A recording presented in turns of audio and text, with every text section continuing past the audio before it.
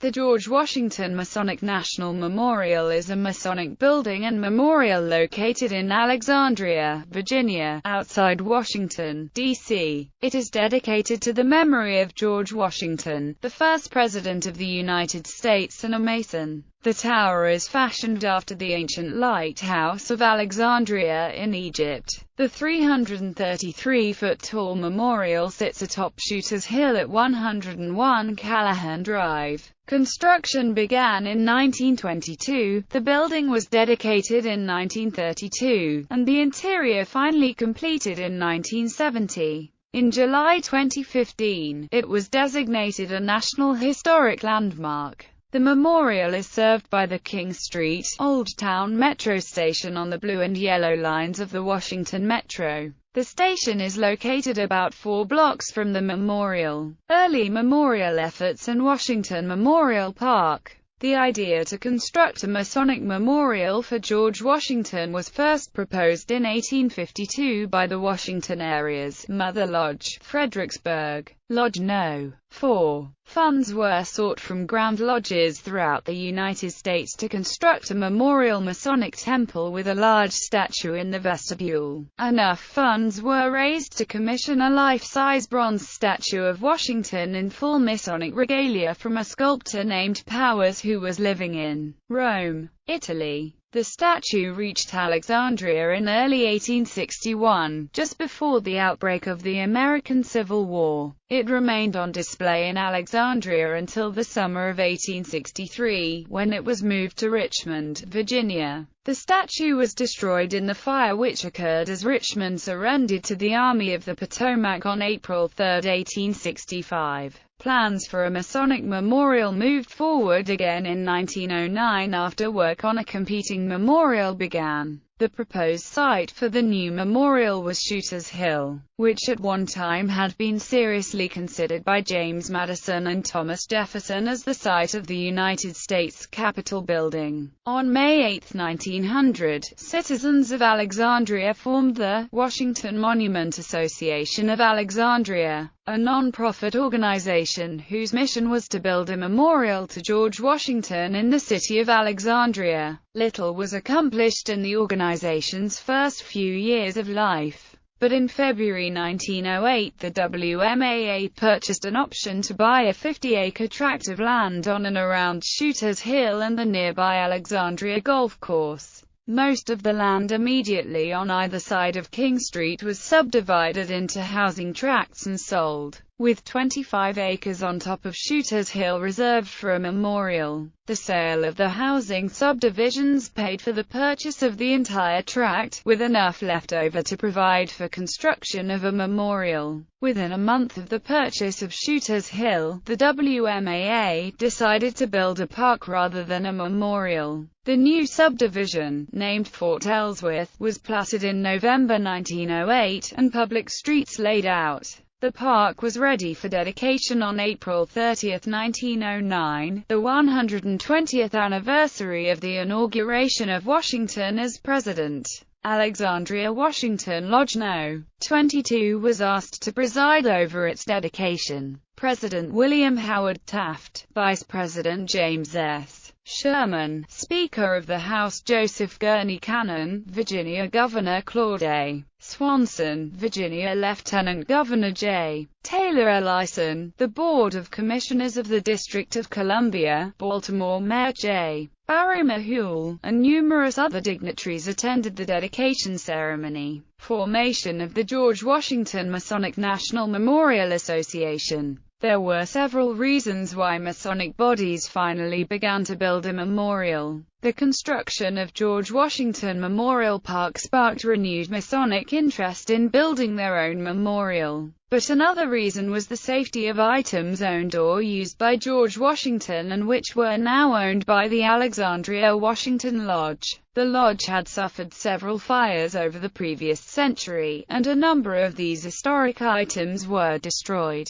Constructing a fire-resistive building which would more safely house these important items was a major factor in pushing the Masonic Memorial forward. In late 1907 or early 1908, Alexandria Commissioner of Revenue Charles H. Callahan proposed to his fellow Masons that, at last, a memorial to George Washington should be built. Callahan proposed the construction of a $10,000 memorial temple. In early 1908, the Alexandria Washington Lodge formed a local memorial temple committee to research the costs and obstacles involved in building a memorial temple. The committee passed a resolution asking Joseph Eggleston, the Grand Master of the Grand Lodge of Virginia, to approve the creation of a memorial temple and to assist in creating a national memorial association in which all Masons and Masonic organizations could participate.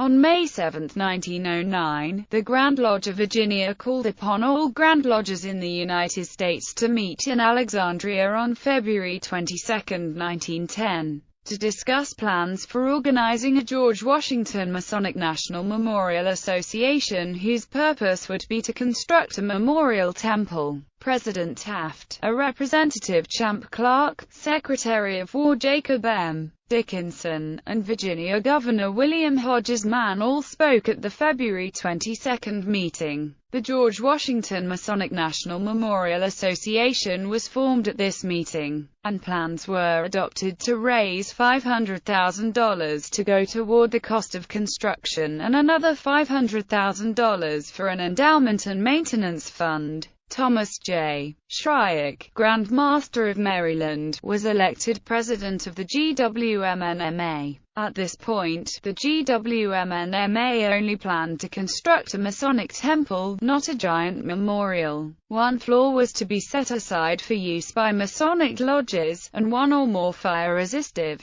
secure rooms in the temple were to be used for the display of Washingtoniana and historical documents owned by the Alexandria Washington Lodge. By February 1911, the GWMNMA had ruled out all locations except Alexandria as the site for its memorial temple, and fundraising activities were being planned. A more formal association structure was also adopted at this time, but except for fundraising activities, little was done in the association's first 5 years of activity. Site selection. Nearly everyone involved in the project in its early years agreed the memorial temple had to be built in Alexandria due to Washington's extensive ties to that city. George Washington Memorial Park seemed a good location, but this park was still privately owned by the WMAA. In September 1915, the Alexandria Washington Lodge offered to buy several lots on top of Shooter's Hill for $1,000. At about the same time, the city of Alexandria discussed whether it should ask the WMAA to turn over the remainder of George Washington Memorial Park to the city. The lodge suggested that 28 acres of the eastern slope of George Washington Memorial Park be retained as a public park, while the rest of the tract could be used for any purposes the city wanted. This plan was not acted on. By December 1915, the city had purchased all of Shooter's Hill and George Washington Memorial Park from the WMAA except for a 2-acre area on the north slope of the hill. In October or December 1915, the Alexandria Washington Lodge purchased the north slope of Shooter's Hill for $1,000. Under the terms of the conveyance of the deed, the Masons were required to build a memorial temple to George Washington at the top of the hill within 10 years or they would be forced to turn over the land to the city of Alexandria. With land secured, the Masons began making plans to build a memorial. In 1917, the Alexandria Washington Lodge reported that the intent remained to construct a $500,000 building to house the Washingtoniana which the lodge held. The GWMNMA had raised $5,000, and another $20,000 in donations was anticipated. GWMNMA President Thomas J. Shryack died on February 3, 1918, and Louis Arthur Waters was elected president as his successor. At its annual meeting just 2 weeks later, the association approved the employment of an architect to begin developing plans for the memorial. Waters departed for New York City to interview architects. On the train, he met Harvey Wiley Corbett of the New York City firm of Helmler and Corbett.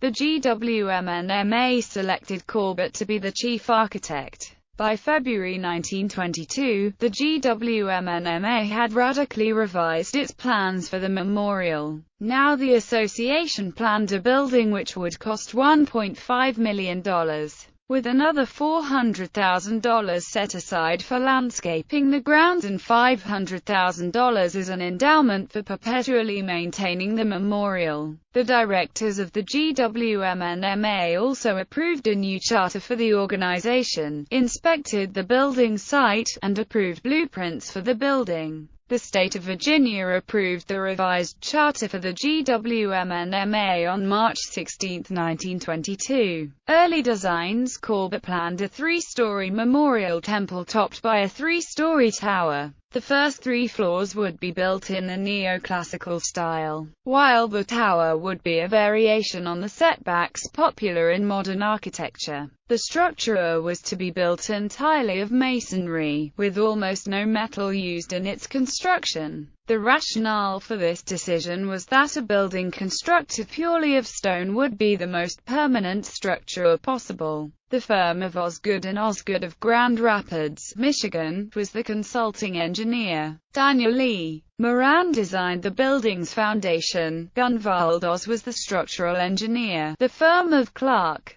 McMullen and Riley was the mechanical engineer, and Carl Rust Parker of Olmsted Brothers was the landscape architect. The general contractor was the Percy Cranford Co., but the actual masonry work was done by the Samuel Miller Co. Corbett's initial design was for a memorial about 200 feet high. Corbett drew his inspiration from the restoration of the lighthouse at the port of Ostia Antica near Rome. The first floor was occupied by a main hall with a colonnade on either side and clerestory windows, at the back of which a large statue of Washington would reside. Historic murals would be painted on the walls. To the right and left of the main hall would be large meeting rooms. To the left of the main hall there would also be a small room which would contain a replica of the original Masonic Lodge room in which Washington himself had presided. Additional details and apparent design changes were revealed in July 1922. Although the building was still just 200 feet in height, the press now reported that the building would be built specifically in the Greek and Romanesque Revival styles and be constructed of white marble and white concrete. The atrium of the building was now slated to contain space along the walls which could be used by Grand Lodges to memorialize their prominent members, while the rooms around the atrium would be dedicated to the various Masonic appendant bodies. The plan called for the second floor to be used as an art gallery as well as a museum, and for the museum to not only honor Washington but also other famous Masons from Virginia. The memorial was still intended to house Washingtoniana and contain a replica of the original Alexandria Washington Lodge's meeting room. A major revision to the memorial plans was made in February 1923. The GWMNMA approved constructing the building entirely of granite, a change which increased the cost of the structure to $3 million. Including landscaping and the endowment, the total cost of the structure had risen to $4 million. These plans were revised and elaborated on again by April 1923. Now the memorial was to stand 330 feet high. The atrium on the first floor was specified to be 45 feet wide by 80 feet deep, with the clerestory windows. This hall would be 60 feet in height. Meeting rooms would still surround the atrium. The second story, now 45 by 60 feet in size with a high ceiling and extensive windows, was still slated to house the Washington Museum. The purpose of the third floor was not yet agreed upon. The tower above the third floor now contained an observation deck forming a seventh and ultimate floor at the top of the tower. The new plans specified that terraces would lead from the front steps of the memorial down to the street below. The cost, however, was still budgeted for $4 million. The final major change in the memorial came in early 1924. The height of the tower had been decreased at some point to 280 feet. But in February 1924, architect Corbett raised the tower's height back to 330 feet.